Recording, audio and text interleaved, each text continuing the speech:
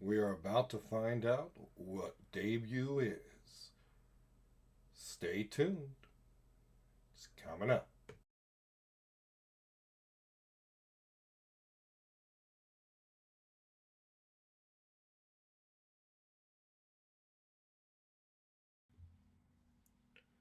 Welcome to the debut interview series. If you're asking for what debut is, well, you might be behind the times because everybody's talking about it, or at least we hope so.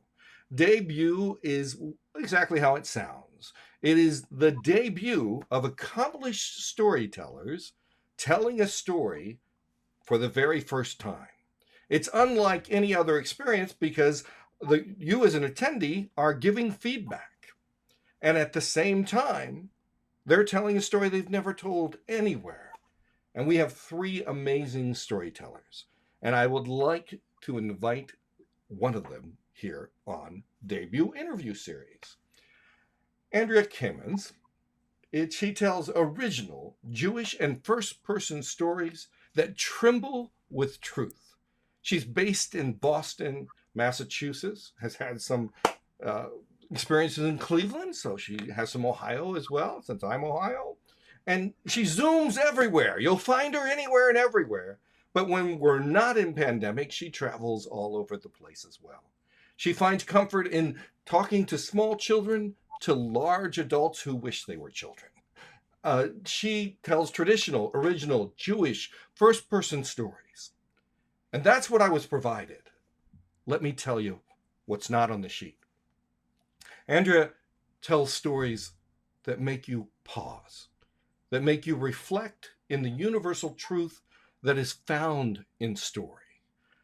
It is heartwarming, it's inviting, and it really takes you to the place inside the story, the only way that she can tell. So let me invite to the debut interview series, Andrea. Welcome to debut interview series. You. How are you? I'm great. I'm glad to be here. It's great. It's great to have you on debut.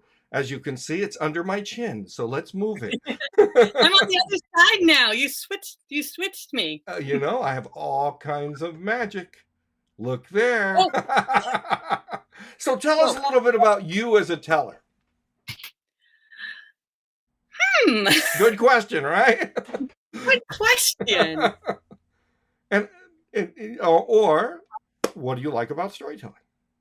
Oh, that's a really good question.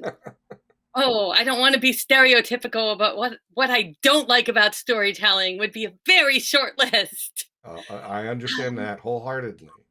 It And sounds strange to say in this medium, but I love the personal connection.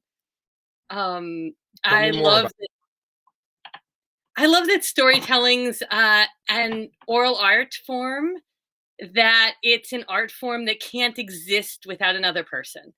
All the storytellers make the joke, if I'm telling a story and I don't have a listener, I'm just talking to myself. But it's not just that. It's that the story really changes the moment that you're telling it to someone else, especially if you're paying attention to who the someone else is, to where you are, what kind of place, what kind of moment you've been invited into.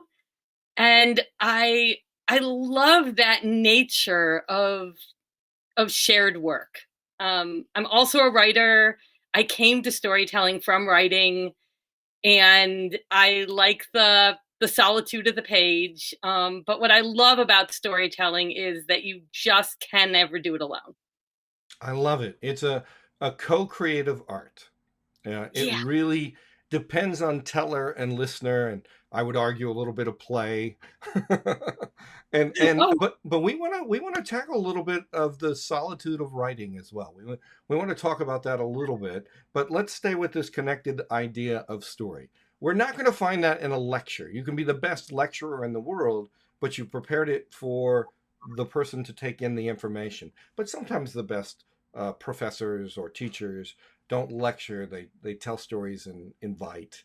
But at the same time, story has that uniqueness. So let's look at that. Why is story so unique? And you don't have to give me the brain theory or anything, um, but just you've been doing it for a while. Hmm. I think it's interesting that you bring up the idea of lecture because uh, lecture definitely implies that there is a holder of knowledge and a receiver of knowledge. And it also, we use it negatively for a reason. It implies that there's a little bit of arrogance on the part of the person delivering a lecture, as opposed to, that's not the word you use when you're teaching. You know, lecture might be a mode of teaching, but you wouldn't describe yourself as a lecturer, even if you spend a lot of time delivering. I agree with you. Uh, And go ahead. Sorry. yeah, so I think there's an inherent, story is so full of nuance. It's it's so full of connotation. It's so full of humanizing everybody and everything in it that you can't have a single I know best attitude. So when you're hearing a story, you feel it.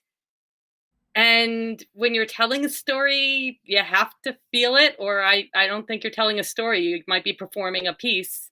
But I don't think you're telling a story if you're not open to that idea that truth is slippery. When you're hearing a story, you feel it. Let's resonate on that a little bit.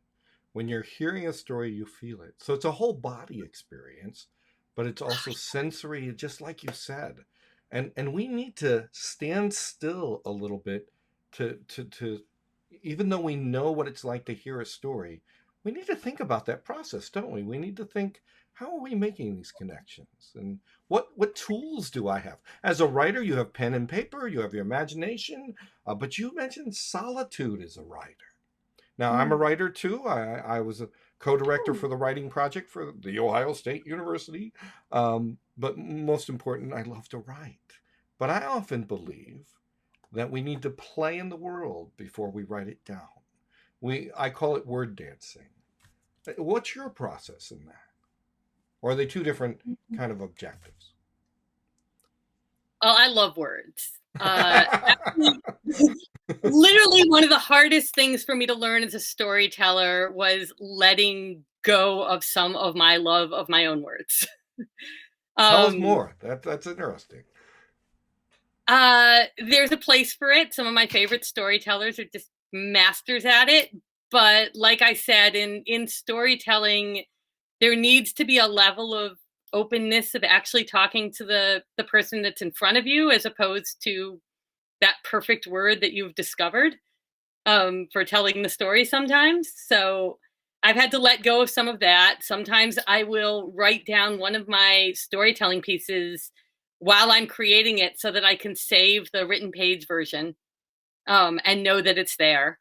The times that I haven't done that, I've regretted it, because years later I'll be like, okay, I remember the plot, but I don't remember the words anymore. And I probably loved some of them.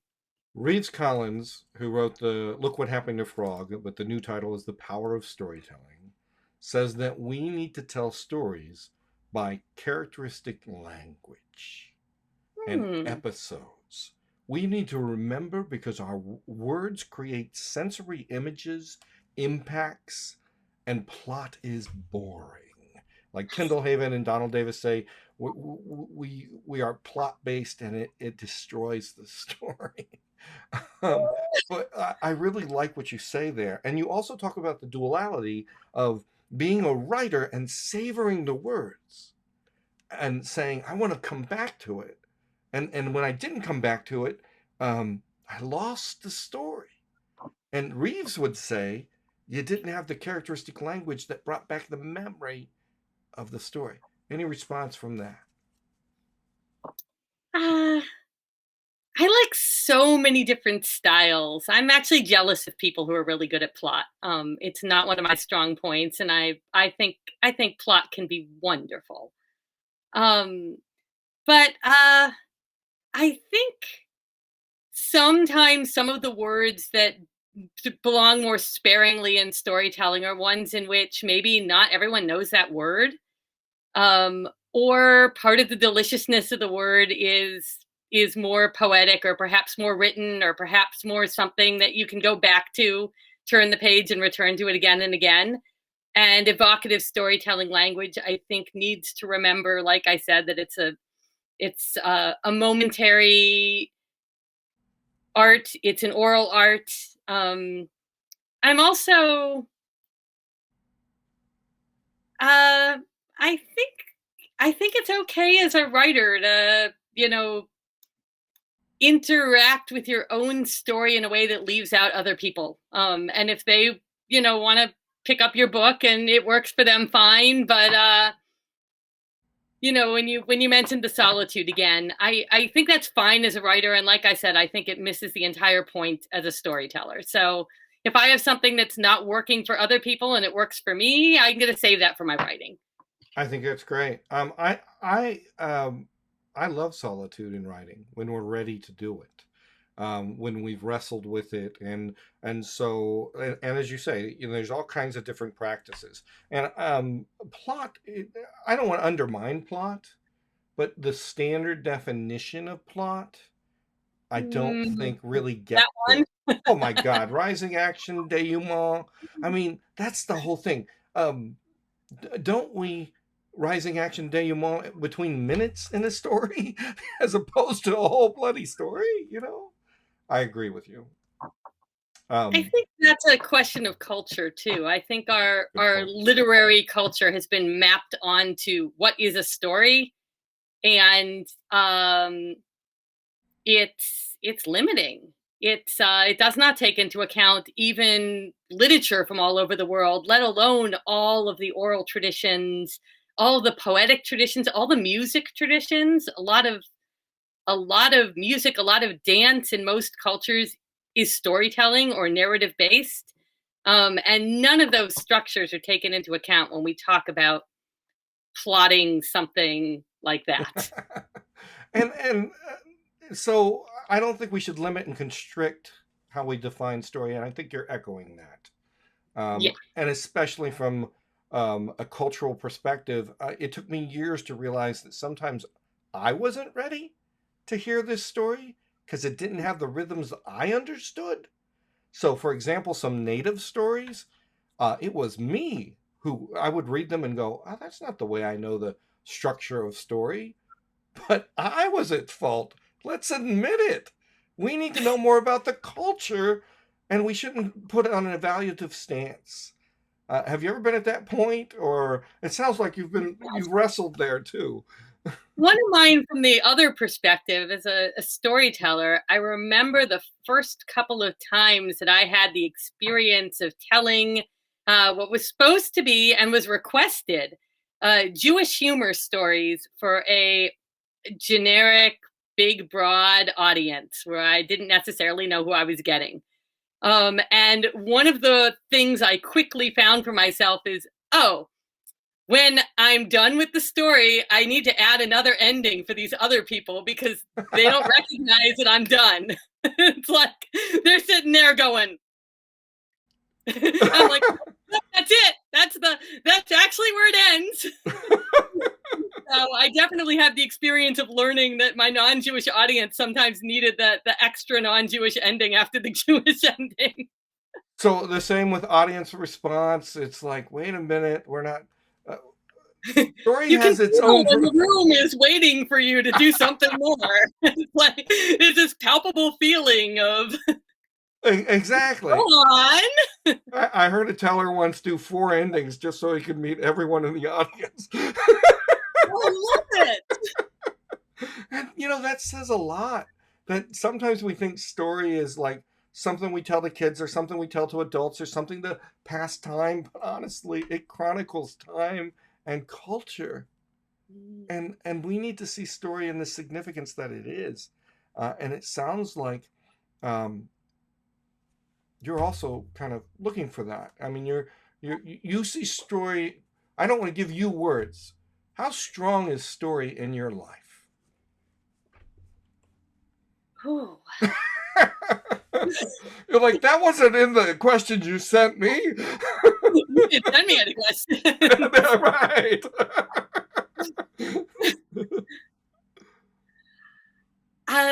Wow. So it's one of the things I do, for work. It's one of the things I do for play. Uh, like you said, if you don't constrict story, then anytime I'm reading, anytime I'm meeting anyone, anytime I'm listening or remembering. Also, the storytelling world has been one of the places in which I've met amazing people, and to a depth that is very unusual in acquaintances. Um, Excellent. So so we find stories by listening, and we people have carried us through story. Who's carried you? Who who at the same time have you said, "Wow, I want to learn that practice," or how did you find story? I'm mm. asking the easy questions first. I'm just kidding. Oh, if you want me to start naming names, I could go on all day. But just for the brief summary, Laura Packer for sure. Um, Rumor has it she may show up at debut. oh, I just that would be heard that quite from the treat. somewhere. And Um, what is it about Laura's work that okay. you want to hold still? Well, first of all, is in terms of her work, I love traditional material. But like I said, come from the world of writing. I love words and I like making my own stuff up. And Laura does it all. And she goes all of those extra steps farther where other people might be genre bound, or this is what a traditional story looks like and this is what an original piece looks like, and this is appropriate material, this is hard and sad and scary, and this is like makes people feel good. And the boldness with which she goes her own places and doesn't stop and doesn't stop and doesn't stop, was the first thing that I was like, oh, you can do that. um I agree. There's a lot of power in Laura's telling. She fuses traditional and personal narrative together in a way that I have only seen by a few tellers. I Um, love that. And the other one is her kindness, yeah, as a coach, as a listener, as a teller. It infuses everything, and it happens a lot in the parts of the storytelling world that I run in, but there are people who made that the norm. There mhm. are there are people who decided that this was going to be an art form that was generous and that was kind and that cared more about people's feelings than art for art's sake, which actually produces better art in the end anyway. It's funny, the two Lauras, Laura Packer and Laura Sims, because I was listening to her Oh. do the MC, the Women's Storytelling Festival. I think Mm. they both end and begin with thank you in some way to the previous teller. And knowing Laura Packer, she always says thank you. And that means a lot to a storyteller, I think. It really does. And then I was brought in. I was brought in by the people from the Story Space, A great in space. Massachusetts. Ralph Chadis picked me up at a folk festival and jotted down the names of everybody who I should contact and every organization I should contact and every email that I should follow up on. And it was just easier to just show up where he was and go there. And New Um, England has great storytelling connections, oh, they do. but they And don't my rec- my sometimes they my don't recognize it. I mean, when you're in New really. England, yeah, when you're in New England, they understand what's in New England and the branches, but some haven't been out, so they don't realize that it's not as strong as New England's is. Yeah, we're spoiled. You can That's basically what I'm saying. you can go anywhere and there'll be like three things happening in a night, and there'll be the poetry down here and the improv down here and the music down here, and And sharing the fire, yeah, which is a conference that just really brings beautiful people together. that was one of them, was sharing the fire, and the people I met there, and the other one from New England was Mass Mouth, Nora Dooley, and the whole gang there, and that that's probably what made me a storyteller, not a writer. Was the bravery that was required of telling personal stories in front of audiences who may or may not have come for storytelling the way traditional audiences tend to be coming for a storyteller. Um, and personal audiences might have been coming for a drink, or for, because they heard the moth, or, just because, they like a good personal sob story. And storytelling is And changing. The audiences is changing. When I was in New York City for the Moth, I mean, there's a line a mile long of people that you would never see at a traditional storytelling festival. And so we need to answer that. I mean, debut by itself is a way that story could be changing. The other thing that Nora does, and that I know that you do, is work with youth. And you're doing some amazing things right now that I want you to talk about in the way of a youth camp. Oh, I'd love to. This is the favorite thing I think I've ever done. Oh, wonderful. So artists standing strong together. And if we're going to be shouting out people, Sheila Arnold and Donna Washington took this pandemic and decided that they were going to lift up all the artists and all the art, and have done it. They're amazing, very giving, and they also know how to delegate. Oh, they delegated youth to. At some point in the pandemic, we said, what about the kids? A lot of artists lost their livelihood, but if they were in the schools, if they were in the libraries, if kids were in a debate club or a theater group or anything, when that got cut off in March, that was like final season for any kid who did any kind of performance or out of school thing. And they just lost access to everything. Which So is hurtful. I mean, my college students are the same way, and there's just like a void sometimes. And so we need to fill the void with story, don't we? yeah. So they said, well, if you want to do it, do it. So we got a little group together. We played around with ideas. And what we came up with was, because Artists Standing Strong's Together's mission was to lift up adult storytellers, to give them skills in the digital world, to support each other, and to give people jobs. We didn't just want to make something for the youth. So we came up with a one-on-one match system where we created a camp, and there were little groups of 4, and each kid would be matched with a storyteller mentor. And then those mentors and kids would get to come together in their group, so that everyone would have a group experience, including the adults. And everyone would have, the key to the camp was a full hour of one-on-one time. And many people said, oh, kids, an hour's too much. You can't do more than a half hour on Zoom. It is delicious to have a full hour of another human being giving you direct attention and active listening. And I, for one, was honored to be, I think I was in the first camp, right? Were. To be a coach, and my young teller was amazing. In fact, I coached him after the camp was over. And he has talked about taking it even further.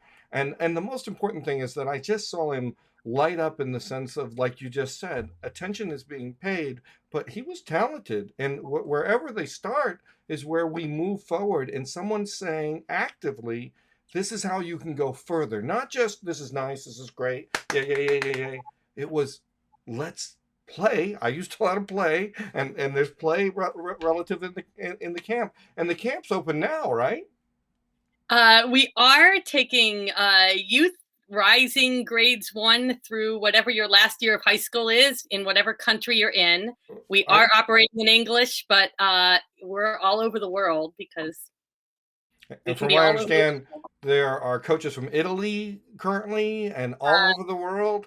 Yeah, we have applicants from a lot of countries. We've got Singapore, we've got India, we've got Canada, we've got across the United States, and people coming from very different styles of storytelling and backgrounds. And we match up those kids, and they tell us a little about themselves, and the mentor applicants tell us a little about themselves, and we're a great matchmaking service. So yes, the applications are open now. We went to 3 weeks by popular demand for the summer. So there's 2 at the beginning of the summer and 1 in August. So on a And personal we've got note, 3 possible time slots because people are coming from all over the world. So maybe, it's, that's so you know, great. when it's 9 a.m. where you are is not 9 a.m. where someone else is. And we'll put a link where people can find out more about it. On a personal note, every day, sometimes youth are not listened to. And we need to open up to their stories, and they craft their own stories. But more important, they craft a relationship to story and to the teller. um, Having a whole group is you have a whole group connection, so you can see other people and a community of stories, both adult tellers and young tellers. And I've worked with youth for a long time and still do. It is wonderful, just great to see a camp that says, I see you, you are here, and I will listen to your story. So please, if you have a young person that loves to write, draw, or just think or be, have them consider the camp. I But think one of my other favorite things is the kids who aren't necessarily school kids or who you don't necessarily think of as, oh, this is the star who we're going to send to the academic. They've flown. yes, Like I said, it's an oral art form. It's an individual art form. You get to be yourself, and a lot of kids don't fit into the success boxes that we've put people into. it also So mirrors the mission statement of the National Youth Storytelling Showcase, which is that we're not looking at finding the first, second, and third. We're looking at the grand torchbearers of story for youth. So it's a relationship, it's a community. It's for people to say, "Hey, you like that story? I like that story. Have you ever thought about this?" It's and some people think youth can only hear, "Oh, that's a good job." They'll get the criticism and they'll get the praise and everything later. No, they need it now. They'll build, and they're not necessarily building into storytellers, but writers and thinkers. But Andrea, I want to talk to you. That you're a wonderful organizer, but also teller. So let's talk about first um, how you use play in the work that you use. uh, well, I was surprised to discover that there was people were putting the label on me that I was an interactive storyteller when I was new to the storytelling world, and I was like, but how would you not be? Great, I love it. So I use everything and everyone. So that includes everyone in the room. So if I ask a question during my story, that's an honest question. I like getting people to make the sound effects. I like getting people to be contributors to that whole sensory experience of the story. So I'm guiding the story. I don't do very much improv or things like that, but um, all of that. I like to meet people before or after if I can. Um, One of my favorites was I have puppet type props. I have a story bag. My story bag's over here actually. So you never know what's going to come out of the story bag. No, not at all. It looks like one of the Billy Goat's gruff is in there right now. There he is. Oops, And he might have snuck in there. he might have snuck in there. I got a lot of scars and instruments Well, I and know my things. friend Michael McCarty works in correctional institutions, and he brings out the story bag and he says they forget where they are and they're where the story bag is. So I bet Mm, that happens every time you bring the story bag out, right? yes. One of the things that I miss on Zoom, I've tried to guess people will do it on Zoom now. They're getting better at it. Is to have someone else open the story bag. So Oh. I can't get it in the camera here, but there we go. To have somebody else do the zipper, do the button, Oh, cool. is one of the things. And adults love it too. They don't have to be kids. So those are other ways of playing. Now, storytelling has it's integral. It's not a cousin and it's not a brother or sister. It's a connected part is the story making. How do Yeah. you do play in the story making as opposed to the storytelling, which is your process of finding story? I like walks. One of my favorite things about the masks now is that I no longer have to get nervous every time someone else intrudes on one of my storytelling walks because I can just talk to myself in the mask and they can't see my mouth going. People told me that you put an earbud in and you pretend you're talking on the phone, but I don't. And you're really doing a Creole folktale. Oh, I love Um, I talk with my hands a lot, and so oftentimes I'll play around with different parts of the story without the words, just with seeing what my hands do. Sometimes I'll cut out words that I'm going to put back in, and just imagine that the scene is right there in front of me, and and gesture to it and look at it and play with it with my hands. Um, as a way of, like I said, sometimes I love my own words too much, and that's a way of making sure that I'm really telling a story. So you're open to play throughout story making and storytelling. And I'll just ask you quickly. I believe that since I started, I mean, I was always told I can't be a dead white man writer when I was in high school, and I would never. I'd have to read everything before I ever wrote anything. But I believe as the years that I became a storyteller, I became a writer with a storytelling mind. What about you? Hmm. I think maybe I like that phrase. I think maybe I learned to become a storyteller and kept my writing mind. Um, I did tell you the story. You were talking about people of my. There've been a couple moments. One of them I told you about was with Papa Joe, and A we were great going to be. storyteller. We should have him Oh, on debut. please! We were going to be at a show together when I was significantly more rigid. And like you said, I am an organizer. I'm a curator. I book for Story Space. I'm sensitive to. I think timing matters. I think it matters as a professional that you're giving not only to your audience but to any other performer Sure. who you're working with. And I checked in with him. I was like, we were supposed to do children's stories, and both of us had like endless choices. And I thought maybe we'd pick the same one by accident, or I don't know what I thought. I said, Papa Joe, do you know what you're doing? So that I could work with that. And he looked at me and he said, "You know what you're gonna tell before you tell it?" And I was like, "Oh, you say permission." It was the ultimate permission to not make all the decisions ahead of time. So one of the things I like to do is have my main plan and my backup plan and a couple things in my story bag just in case.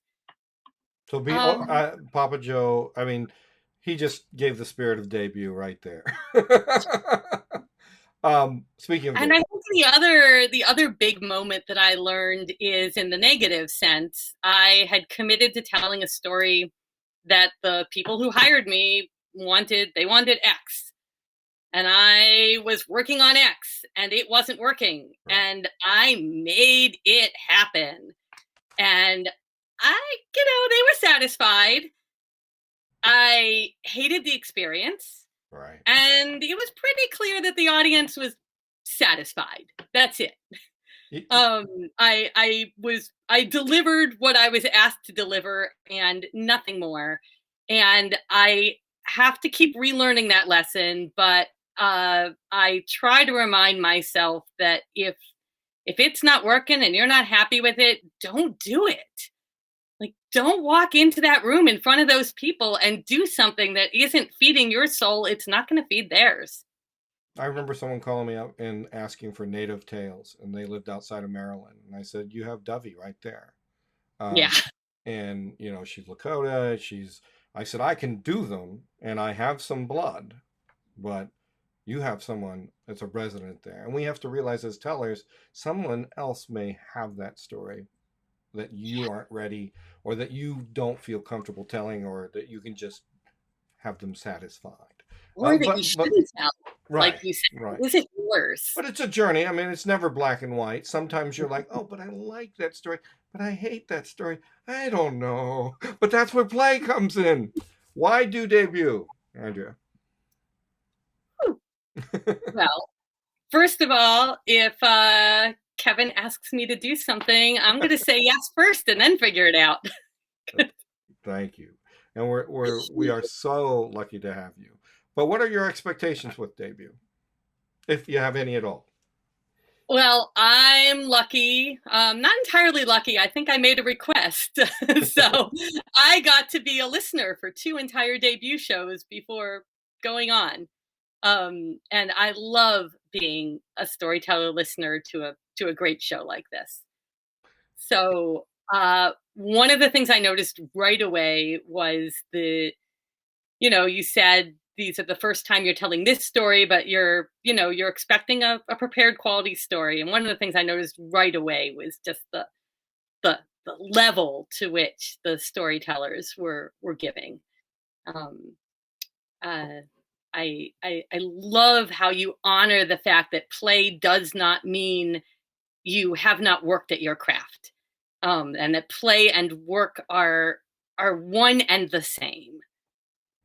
I couldn't say it any better. Play is the real work that we do. It's not a rehearsal for life. It is where we rewind, we receive, we rethink, we re-energize. And giving, like Oba said, I had no idea what I was doing, but I did know that when I had the frame of play, it was different than performance. Yes. And they do perform the story, or you will perform your story. And speaking of, do you want to tease your story or tease your choices? Well, one of the nice things about this has been the permission to play starts well before showing up for debut. So there are stories that I knew I didn't want to work on because either I don't feel like I want everybody's feedback in them, or because uh, they have other places. And debut seems like a chance for things that might not have another place that's going to breathe quite as much. So I have right now, I know I want to do traditional material. It's my first love, and if we're going to play, I'm going to go with my first love and not worry about labels. And I have 2 characters who are actually duking it out right now. So you're either going to get Baba Yaga in the Russian forest, or you're going to get Aphrodite. Oh. And yes, they have communicated with each other, but I think one or the other of them is going to win out. And we'll see which lady's stronger. So my playful mind is like, what a conversation that would be if the 2 of them talked. They're talking. And then we'll throw Pandora in there just for fun, That sounds great. Andrew, it has been wonderful to have you here. or in the online world, but I always believe that in the virtual, when we're talking play, the virtual leaves and the connection is closer. And we so appreciate. When is debut? Debut is the last Sunday in April, correct? Correct. Very much. At what time? 2 p.m. my time, which At is Eastern Standard Time, 2 o'clock. We Eastern so daylight time. right. We got that daylight coming in. And we so appreciate learning from you. We want to invite everybody to have a time to come to debut. Tickets are available now. The money outside of operating expenses support these tellers. And we know what times we're in, but they deserve everything that they get and more. Andrea, you have the last word. The last word. Oh, magenta? I like that word. I think you told me to breathe right before you hit record. And I think that might be, if we're talking about right now in this moment, one of the things that everyone needs more of is a chance to breathe. So I'm looking forward to that.